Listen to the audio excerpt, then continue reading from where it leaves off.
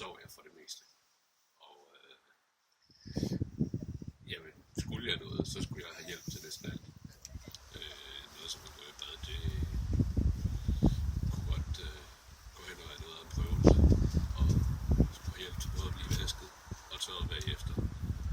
Hvorefter jeg så kunne gå i seng igen, fordi jeg var blevet for træt. Jeg kom ingen steder og sad indenfor hele tiden. Og kunne ikke foretage mig særlig meget indenfor.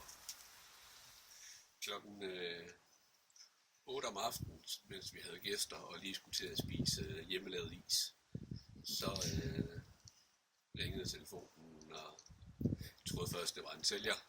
Så der var ved at blive lagt på, men så skulle de høre, om jeg var interesseret i et par nye lunger.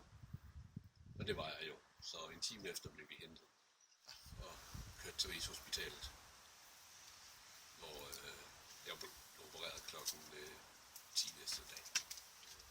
Jeg har jo gået 2,5 år siden, og jeg har fået en hverdag og fået et liv lige pludselig.